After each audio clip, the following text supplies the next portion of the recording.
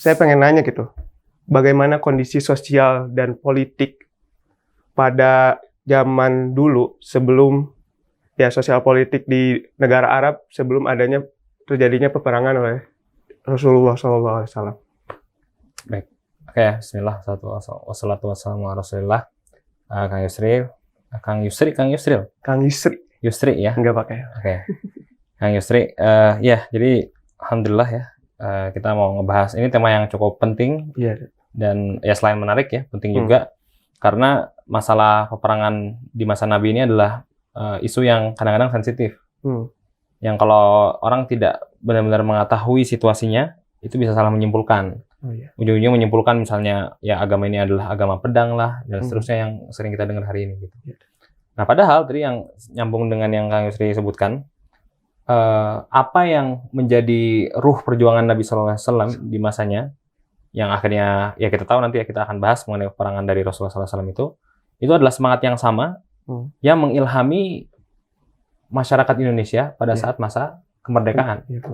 Ya, kita tahu nanti bahkan kiai-kiai gitu ya yang di pesantren-pesantren yang tradisional di berbagai tempat di seluruh Indonesia, mereka kan nanti akan memobilisasi santri-santrinya untuk kemudian ikut jihad, untuk kemudian ikut memerdekakan Indonesia gitu. Dan bahkan kita kenal nanti ada sebuah fatwa yang terkenal dari Hadratus Syekh Kiai Haji Hasyim Asy'ari, pendiri NU. Beliau membuat sebuah fatwa namanya fatwa jihad ya. Yang berarti apa yang dibawa oleh Hadratus Syekh Kiai Haji Hasyim Asy'ari terhadap kemerdekaan Indonesia ini sebenarnya ada sangkut pautnya dengan apa yang dilakukan oleh Rasulullah SAW. Gitu. Nah, maka pembahasan mengenai ini menjadi penting untuk kita clearkan sebenarnya, gitu ya. Karena bukan hanya mengenai Islam saja sebenarnya, gitu ya. Lebih jauh sebenarnya ngomongin tentang bangsa kita juga, sejarah bangsa kita berdiri dari situ, gitu, gitu ya. Jadi itu kurang lebih korelasinya, gitu ya. Yang saya rasa kenapa akhirnya mengenai peperangan ini ya perlu dibahas, perlu digali, gitu. Oke. Pertama, memang sebelum kita cerita tentang perangnya, kita perlu tahu dulu kondisi sosial politiknya, gitu ya. Nah, tapi sebelum saya betul-betul bahas kondisi sosial politiknya, saya ingin memberikan intro dulu gitu ya, bahwa kenapa peperangan Nabi ini menjadi penting, menjadi perlu untuk dibahas gitu ya. Karena pada awalnya Sirah Nabawiyah itu, pada awal penulisannya, itu judulnya bukan Sirah Nabawiyah, tapi Al-Maghazi atau perang-perang Nabi. Artinya, ya, emang perang-perang Nabi itu adalah sebenarnya sejatinya itu denyut nadi Sirah Nabawiyah pada awalnya. Nanti makin kesini nanti akan makin banyak ulama-ulama yang akhirnya menuliskan sirah dengan cara yang lebih luas. Jadi tidak hanya ngebahas mengenai peperangannya saja. Nanti akan ada misalnya Ibnu Ishaq gitu ya, mulai menuliskan secara kronologis dan seterusnya sampai hari ini kita mendapati banyaklah akhirnya buku-buku Sirah Nabawiyah yang bicara mengenai perang ya maupun bicara mengenai hal-hal yang lainnya gitu. Jadi emang peperangan Nabi ini adalah hal yang menarik, hal yang dibahas dan hal yang diperhatikan betul-betul gitu ya, oleh para ulama sejak dahulu dan menjadi denyut nadi dari Sirah Nabawiyah gitu. Kurang lebih seperti itu. Oke, sekarang kita masuk ke dalam pembahasannya nih mengenai kondisi sosial politik Arab atau mungkin dunia pada saat itu gitu ya, secara umum. Sebelum muncul masa Nabi SAW dan juga peperangan-peperangan yang mengikutinya gitu. Saat itu dunia itu kurang lebih hampir semua sejarah dunia sampai abad ke-5 atau abad ke-6 nanti Rasulullah SAW lahir pada abad ke-6 ya, tahun 570 Masehi. Itu hampir seluruh sejarah dunia itu semua terjadi di sekitar Laut Tengah atau Laut Mediterania. Ya. Nah, Laut Tengah atau Laut Mediterania ini kenapa akhirnya jadi pusat sejarah dunia pada saat itu? Karena di sini terdapat pertukaran budaya yang luar biasa. Jadi kalau kita lihat ini kan Laut Mediterania itu di bawahnya ada Afrika Utara, di atasnya ada Eropa, lalu di sini ada Suriah, ya, Syam, lalu kemudian bangsa Arab juga di bawahnya gitu ya, dan ada Turki di sana, bangsa Turk. Ya. Jadi akhirnya gara-gara terdapat perbedaan yang luar biasa mencolok dari bangsa-bangsa di sekitar Laut Mediterania ini dan jaraknya relatif dekat, nah sehingga terjadi banyak sekali peristiwa di laut ini. Nah, sehingga memang sejarah dunia itu, kalau kita lihat ya, sejarah dunia itu hampir semuanya itu ditulis di sana. gitu. Yang bicara tentang dunia. Karena Afrika Utara dia punya suku sendiri, namanya suku Barbar gitu. Eropa juga punya suku tersendiri, gitu kan, ras kulit putih. Bangsa Turki yang mana mereka akarnya adalah Mongol, itu adalah bangsa sendiri. Lalu kemudian bangsa Suriah, bangsa Arab pun bangsa sendiri. Nah, sehingga saat mereka bertemu, ya, tentu dengan kondisi zaman itu, nalurinya adalah berperang, mengalahkan satu sama lain, gitu ya. Maka terjadi banyak peristiwa dan akhirnya tempat ini menjadi pusat dari sejarah dunia pada saat itu, gitu ya. Nah, yang menarik adalah sampai detik ini pun kalau kita perhatikan sejarah dunia itu pusatnya di sana sebenarnya, gitu. Jadi kalau kita lihat misalnya ya sederhananya kita lihat contoh olahraga-olahraga yang terkenal misalnya sepak bola misalnya, kan dunia kan nggak bicara mengenai sepak bola Indonesia, gitu. Yeah. Bahkan atau sepak bola Vietnam misalnya atau sepak bola India misalnya, ya dibicarakan tapi tidak banyak. Kan orang yang bicarakan kan sepak bola Eropa, ya kan? Atau mandek-mandek sekarang lagi rame ada pemain-pemain Afrika gitu ya. Jadi di sekitar-sekitar situ aja gitu. Yeah. Masalah politik pun sama. Politik yang mempengaruhi dunia di Laut Tengah, Eropa, Afrika Utara, Arab, itulah yang mempengaruhi politik hampir di seluruh dunia. Gitu. Ya kita lihatlah sekarang misalnya pusat peperangan sekarang kan ada pusat peperangan dunia gitu ya. Sekarang kan ada di Israel sama Palestina tuh. Oh, iya. Yang mana letaknya nggak terlalu jauh beda dari Laut Tengah, gitu kan. Belum lagi nanti di sebelahnya ada Suriah, itu juga tempat pusat perang. Yang mana perangnya itu tidak hanya melibatkan satu negara saja sebenarnya. Itu melibatkan banyak sekali unsur, banyak sekali negara. Kan orang-orang nyebutnya sebagai proxy war gitu ya. Nanti ada Amerika terlibat di sana, Rusia terlibat di sana gitu ya. Belum nanti ada Cina dan nanti ada kepentingan Saudi, kepentingan Iran berkumpul semua di sana gitu. Nah, jadi ini yang perlu diketahui sebagai latar belakang yang pertama gitu ya, bahwa Laut Mediterania atau Laut Tengah, ini mungkin pendengar bisa lihat map gitu ya kalau sambil dengar ini, kalau penasaran gitu ya. Itu betul-betul menjadi pusat pada saat itu. Nah, bangsa Arab pada saat itu lokasinya kurang lebih ada di pertengahan antara dua bangsa besar yang mengapit Laut Mediterania ini.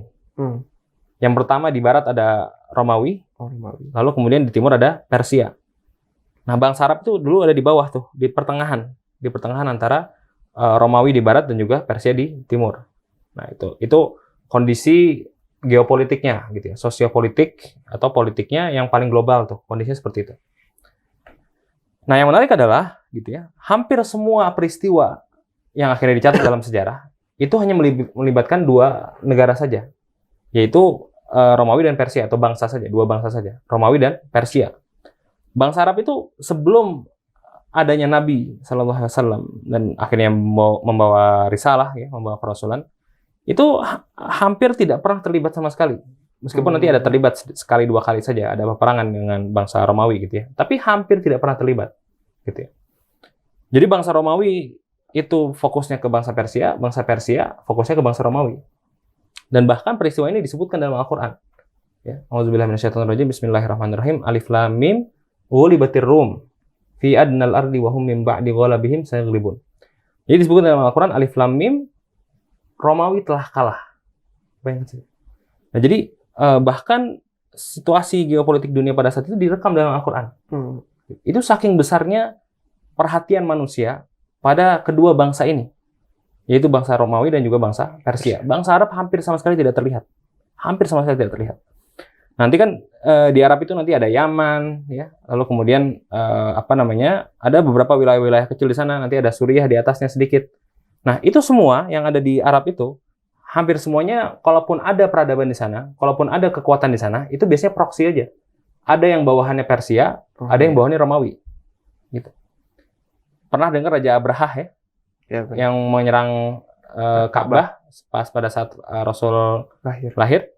Nah, ini Raja Abraha ini sebenarnya tidak lepas dari Romawi sebenarnya, gitu. Makanya nanti agamanya Nasrani, ya kan? Karena kalau Persia dia agamanya cenderung ke patung-patung ya, Wasaniyah atau Zoroaster, jadi nyembah api gitu. Di Persia kayak gitu. Nah, sementara Yaman pada saat itu Nasrani. Nah, jadi nanti bahkan sejarah Nabi SAW pun kelahirannya itu identik dengan Romawi dan Persia. Bahkan sampai segitunya. Nah, yang menarik adalah di tengah kecamuk perang antara Romawi dan Persia, ini Arab hampir sama sekali tidak terlibat. Iya kan? Aneh juga sebenarnya kalau dilihat-lihat gitu. Nah, terus kemudian ditelitilah oleh para sejarawan. Mereka bilang ada beberapa alasan lah gitu ya. Misalnya di antaranya memang secara umum secara geografis tidak menguntungkan untuk diperangi karena banyak gurun dan seterusnya kan. Sehingga orang datang ke sana susah gitu ya. Jadi sumber daya alamnya pun tidak ada yang menarik karena pada saat itu mereka tidak mengenal minyak ya. Kalau sekarang kan jadi sangat terkenal karena minyaknya kan. Jadi kaya raya tuh mereka tuh. Kalau zaman dulu apa yang mau dicari kira-kira? Ya kan? Pasir aja semuanya gitu. Iya kan? Nggak ada yang mau dicari. Jadi nggak ada alasan. Nah beda kalau nanti kita lihat ada Belanda datang ke Indonesia, ya kan? Terus Inggris ke India. Mereka mencari sesuatu yang sudah jelas, rempah-rempah, ya kan? Itu melimpah di mana-mana. Nah Arab itu nggak ada apa-apa, gitu. Lalu kemudian secara sumber daya manusia pun tidak terlalu menarik, tidak terlalu menarik. Karena bangsa Arab dikenal waktu itu ya, dia dikenal dengan sifatnya yang terlalu barbar, gitu ya, terlalu kasar, gitu ya, tidak mudah untuk diajak bicara nih. Kalau Kang Yusri udah pernah umrah belum atau haji? Belum ya. Nah kalau sudah pernah umrah atau haji, nah kalau mau lihat penduduk Arab yang sebenarnya itu di Makkah tuh masih banyak orang yang sifat Arabnya masih sangat kelihatan, gitu. Nah saya pun dulu di Mesir kan, kita merasakan lah bermuamalah dengan orang-orang Arab yang benar-benar Arab tuh. Memang ada sifat-sifat yang menurut kita ini kok nyebelin banget gitu, kayak gitu orang Arab itu. Apalagi saat itu mereka tidak punya moral sama sekali.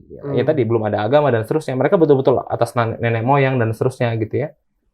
Meskipun awal mulanya sebenarnya lahir karena Nabi Ibrahim alaihissalam, tapi ya mengalami penurunan nilai sampai mereka hilang moralnya lah di tengah-tengah mereka. Itu.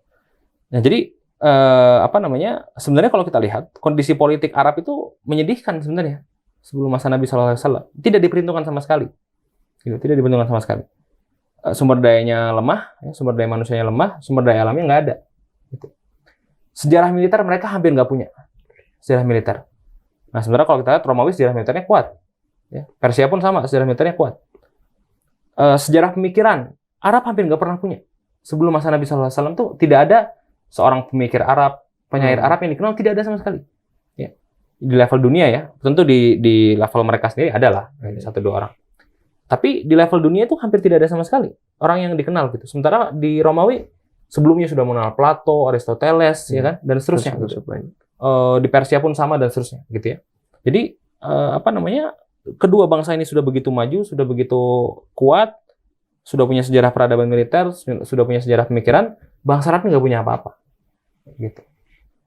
Nah, jadi makanya nanti salah satu alasannya kenapa ini disebutin oleh salah seorang ulama sirah, ya, dia bilang kenapa akhirnya Allah menurunkan Islam di Mekkah, itu alasannya karena Mekkah ini atau Arab itu tidak punya sejarah militer sama sekali sebelumnya. Nah, sehingga dengan adanya Nabi, lalu kemudian sejarah militer jadi kuat. Nanti kan kita lihat ya. Nanti kita akan bahas lebih panjang. Cuma nanti begitu ada Nabi muncul, lalu kemudian beliau mulai mengumpulkan kaum muslimin, barulah terjadi peperangan-peperangan, dan sampai titik di mana mereka berhasil mengalahkan Romawi dan Persia. Ya kan? Jadi luar biasa sekali. Terjadi situasi yang betul-betul 180 derajat pada akhirnya. Gitu. Jadi luar biasa ya. Dari sejarah yang tidak pernah ada mengenai militer, tiba-tiba jadi negeri yang sangat kuat, gitu. Nah, nanti kata para ulama, ini adalah salah satu alasan kenapa Allah mengirimkan Islam itu di Arab, agar orang-orang tidak bilang ini kan dari dulu juga udah kuat. Coba kita bisa bayangin, kalau di Eropa misalnya, dia bilang ini kan Romawi dulu, ya kan, udah punya tentara yang kuat. Atau alasan lainnya, karena di Arab itu tidak punya sejarah pemikiran. Kalau misalnya sudah ada sejarah pemikiran kan orang bilang ini Muhammad ini niru Plato, benar nggak? Padahal Rasulullah tuh di sebuah tempat di Makkah, di Arab yang tidak punya sejarah pemikiran sama sekali, dan tidak bisa baca dan tulis Rasulullah SAW itu, tapi bisa melahirkan pemikiran yang sebegitu dahsyatnya, yang sampai sekarang orang-orang mengimaninya, yang mau memperjuangkan nyawanya untuknya, benar ya? Coba sekarang lihat Plato misalnya, atau Aristoteles, ini kita masih pakai lah, orang masih baca. Tapi apakah orang rela mati misalnya membela pemikiran Plato? Saya rasa enggak, iya kan? Iya, enggak segitunya gitu lah maksudnya. Nah ini kata para ulama, inilah menunjukkan i'jaz atau mukjizat dari Nabi SAW sebenarnya gitu ya. Dengan hadirnya Nabi mengubah nasib bangsa Arab 100% gitu. Jadi kalau kurang lebih itu kondisi politiknya ya secara umum gitu ya di bangsa Arab pada saat itu, di dunia pada saat itu, Romawi dan Persia yang menguasai, bangsa Arab ini belum muncul sama sekali ke permukaan. Ada 1 kali 2 kali perang dengan Romawi tapi tidak terlalu besar gitu ya. Nanti sejak masa Nabi lah kemudian menyebar kemana-mana. Adapun di bangsa Arabnya sendiri, ini apa namanya, mungkin agak kita persingkat gitu ya pembahasannya ya, di bangsa Arabnya sendiri, itu kondisi politiknya itu sebenarnya bisa disimpulkan dengan satu kata sebenarnya, yaitu mereka sangat mengandalkan namanya fanatisme kesukuan. Atau kalau nanti disebutkan dalam banyak bahasa hadis gitu ya, atau bahasa para ulama itu adalah fanatisme jahiliyah, maksudnya fanatisme yang tidak berakar pada apa-apa gitu ya, kecuali karena kesukuan yang tidak berdasar juga gitu. Jadi yang mengatur politik di dalam Arab itu, ya, itu semuanya masalah suku. Ya. Suku ini, gitu ya, jika suku ini lebih kuat, maka suku ini lebih berkuasa, dan seterusnya. Jika ada orang yang disakiti dari suku ini, maka satu suku akan menyerang orang yang menyakitinya, dan seterusnya. Gitu ya. Nah, dan ini adalah satu sistem yang betul-betul tidak terusik. Karena Romawi dan Persia sama sekali nggak datang ke sini. Jadi udah aja, mereka tuh bangsa Arab pada saat itu, kondisi sosial politiknya tuh di situ-situ aja mereka. Yeah. Muter aja di sana, perang antara mereka dan seterusnya gitu. Dan sudah selesai, nggak ada hal yang lebih besar dibandingkan itu. Gitu ya. Itu kurang lebih itu kondisi sosial politiknya gitu ya. Ada banyak masalah moral, tapi mungkin nggak dibahas di sini karena tidak terlalu relevan dengan pembahasan kita gitu ya. Cuman yang pasti itu yang terjadi lah saat itu di Arab maupun di dunia pada saat itu sebagai konteks. Nah, di tengah inilah kemudian Rasulullah SAW lahir. Beliau menjadi nabi, menjadi rasul. Beliau hijrah ke Madinah. Lalu beliau kemudian menciptakan sebuah pasukan yang luar biasa kuat, ya, pada akhirnya berhasil menyebarkan pertama ke seluruh jazirah Arab, ya, disatukan dalam satu komando, yang mana mustahil, karena tadi saya bilang, fanatismenya kuat kan. Mereka tuh tentang suku semua, makanya Arab itu tidak bisa bersatu sebelum ada Nabi SAW. Mereka tuh selalu, mengedepankan ego kesukuannya, gitu. Jadi nggak mau ada satu suku, atau satu kelompok yang menguasai Arab, nggak mau. Dan akhirnya mereka pun hidup dengan itu. Ya udahlah, gitu. Kita sama-sama bagi-bagi aja, gitu. Jadi ada kabilah ini, sering dengar kan kalau baca sirah, kabilah ini sampai pusing kan, ngapain namanya gitu. Nah, nanti di masa Nabi, tiba-tiba semua orang ini tidak lagi mandang kabilahnya. Tiba-tiba semuanya merasa Muslim, udah selesai. Mau dari kabilah yang paling hina sampai kabilah yang paling mulia, itu nggak peduli lagi semuanya, gitu ya. Abu Bakar As-Siddiq, itu dari Bani Taim namanya. Bani Taim itu kabilah yang kecil. Itu kemudian bisa jadi pemimpin sebelum Abu Sufyan. Abu Sufyan itu dari kabilah namanya Umayyah. Dan ini kabilah yang paling mulia di Arab pada saat itu. Tapi begitu masuk Islam nggak peduli lagi. Abu Bakar yang jadi pemimpin duluan. Keduanya Umar bin Khattab. Umar bin Khattab dari Bani Adi. Bani Adi pun sama. Ini Bani yang kecil, tidak terlalu besar dibandingkan Bani Umayyah, ya, atau Bani Hashim nanti Bani Rasulullah SAW. Tapi ala kulli hal gitu ya. Inilah yang terjadi. Ini kondisi sosial politiknya. Kemudian Rasulullah SAW datang dan mengubah situasi politik itu 180 derajat gitu, sampai akhirnya Islam sampai pada hati kita dan juga hati para pejuang kemerdekaan kita. Jenderal Sudirman itu seorang santri yang menggerakkan dia ya semangat kesantriannya gitu ya. Nanti jenderal-jenderal peta yang ditunjuk oleh Jepang gitu ya, itu sebagian besarnya adalah kiai-kiai gitu ya. Nanti ada Buya Hamka juga gitu ya. Nanti ada kerjasama dengan Jepang di Sumatera yang pada akhirnya berperan penting nantinya dalam kemerdekaan secara tidak langsung gitu, dan seterusnya banyak sekali gitu ya. Jadi ya inilah konteksnya gitu ya, sebelum kita bisa membicarakan peperangan Nabi SAW lebih jauh di sesi berikutnya.